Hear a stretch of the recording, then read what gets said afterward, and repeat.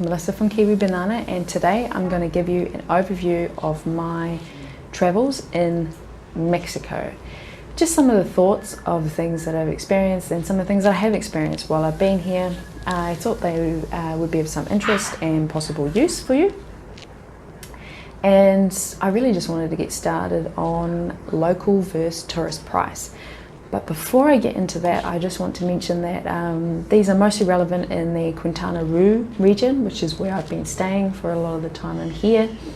And this is places like Cancun, Tulum, Playa del Carmen, Cozumel, all around that sort of area are going to be more expensive because it's a hot tourist destination, especially for people from America, but also it does appear to be quite cheap, or cheaper should I say, not quite cheap, it's cheaper in a lot of cases to fly to Cancun than it is to fly to Mexico City if you're trying to get to Mexico sometimes, depending on where you're coming from. So a lot of people end up sort of starting here and then they might move on from there if they're going by an airplane. Right, so tourist versus local price, that is definitely a thing. And sometimes it's a set price for everybody. If I went into a supermarket and the label said it was 8 pesos for a tin of beans, then it is 8 pesos for a tin of beans. It doesn't matter whether I'm a local or a tourist.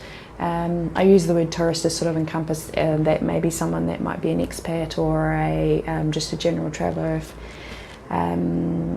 Although when you get used to these things, you can sort of have a lot more wits about you, and you will try your best to be paying the local price if you can. Anyway, especially if you're staying here long term.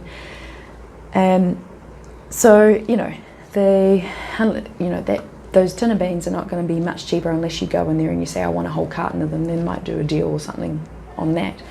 But there's a lot of things like those excursions, which is kind of like tours, and they might have different prices. Public transport, sometimes they'll try and charge you more if they can get away with it. Taxis is one that I've definitely witnessed, especially I had an instance in Playa del Carmen when I was trying to get a taxi and he wanted to charge me 100 pesos, and I said, no, I'm paying you 60, and he said, no, 60 is the local price, and I said, well, that's the price I'm going to pay then.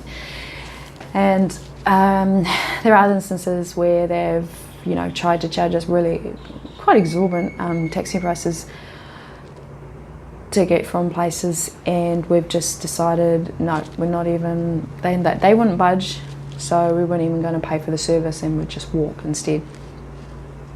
So it really depends on what it is, but especially a lot of services, it's going to vary in price, and I guess some products, but generally not when it's it's a retail sort of store that has very set prices. So yeah, it varies in price, and it will vary from region to region, and whatever town or city or village or whatever it is that you're staying in, and even from island to island, as there is little islands surrounding Mexico as well. So that's something you may want to be aware of. If you're just coming here for 2 weeks and you've got a lot of money that you just want to not a lot of money, but you've got a fair amount of money you just want to blow out, then I guess you're not really going to care. Although some of you, and I'm hoping a lot of you that are watching this, are probably a bit different when it comes to travelling than that, and you tend to want to spend more time and have more sort of experiences than having to pay, spend all your money really quickly and then have to leave very quickly. Next thing I wanted to talk about was the beaches. There's definitely a lot of beaches on the east coast of Mexico. There's a lot of beaches around. A lot of those beaches will have a lot of people, but you can find spots where there's not a lot of people, and it may be because it's quite far away from where people live. Maybe people don't know about it very much. Maybe it's a beach that might have a lot of stones on it, or it might be a bit rocky. And my favourite beach was when we were in Cozumel, on the other side away from the city. The town on Cozumel was a really nice beach that I quite enjoyed there, and there was not that many people there, and that was really good. So another thing that I've done a lot while I've been here is cenotes, and so those are kind of like it's like a water hole sometimes it'll be exposed, or sometimes it'll be enclosed, and it's surrounded by a lot of rocks. So it may have a cave, it may be inside a cave, it may be sitting next to a cave. And you tend to snorkel, and depending on the quality of the water, you may find fish if you've got a snorkel there to have a look at. And it's will vary in price depending on what it is, and it will, you know, vary in quality of what it's like. And I would recommend not wearing any sort of sunscreen when you go to these things, and because the more sort of chemicals that ends up in these pools, it does, I guess it can kill off the fish, and it can kill off a lot of the vegetation and that, because there's not a lot of movement with the water as well. The water can be quite stagnant. So just another point of advice, try not to wear any sort of things on your skin when you're going into these places, just to help keep them a bit cleaner for the next, future generations. And so the next thing I want to touch on is vegan food. And yeah, you can find vegan food reasonably easy eating out. There's specific places that do vegan food, and there's places that may do vegan friendly options if you ask for them. But you can also buy a lot of vegan staples. I haven't found a lot of like vegan junk food in that. Maybe a couple of bits of accidental vegan junk food, but that's because I haven't been to any sort of supermarkets that have a lot of imported vegan goods yet. So yeah, especially Cancun and Tulum and Playa del Carmen, there's a lot of those eating out places where you will find vegan food.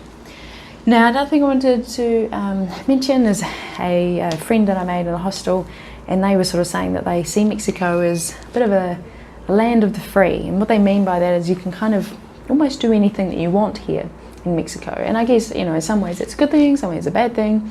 And it really is true to some extent, as long as you are you're not disturbing the police, and you're not disturbing drug cartels. There is a lot of room to do many things here. I met a lot of people that are here, living here quite long term, and they do work, and a lot of the work that they do is sort of like projects. So it might be something sort of artistic or something to do with online, and they just sort of lived very cheaply and travel around the areas, maybe catch a bus to another town or something to work on a project. And when they've done that, and some people do volunteering, or kind of like exchanging their skills for free accommodation and that. So I met quite a few people that are doing that sort of stuff here. So it is doable, and there's lots of different ways to do it. And maybe I could do a video on that to give you guys some ideas. So the next one I want to talk about is language. So the language that they speak here is predominantly Spanish. So you may want to learn a bit of Spanish if you're going to be coming here. It's not a must, but it will be handy. And if you're feeling not very confident, then maybe download a Google app, or maybe even there's a Google app that translates languages.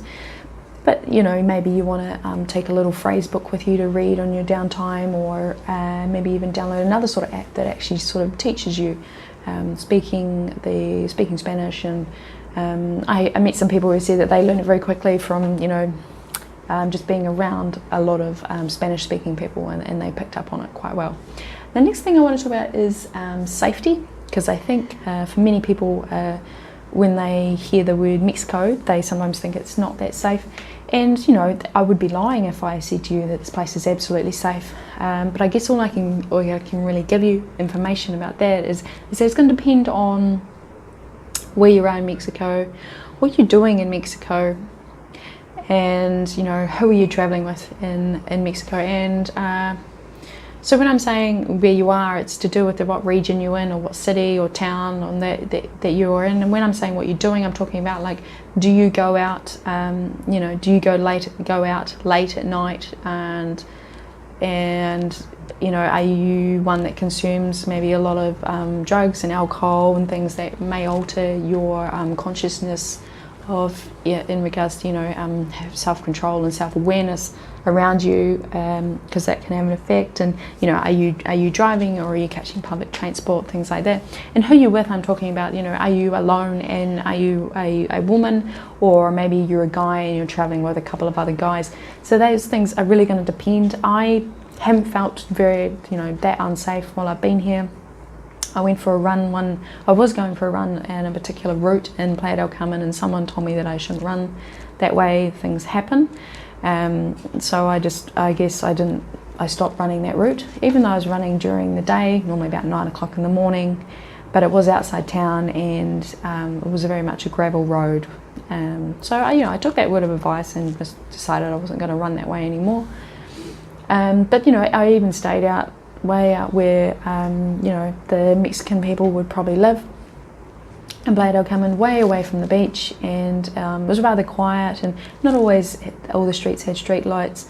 But you know, I didn't feel too unsafe if I was walking around 8 o'clock at night to go down and fill up my water bottle or something like that. It really just depends on I guess the vibe that you're picking up. Just have your wits about you. You know, if something doesn't feel right, then maybe something isn't right, and do something about that. So that is the end of my Mexican overview video. I hope it is of any use. You're more than welcome to leave any questions in the comment section down below, and I will see you soon.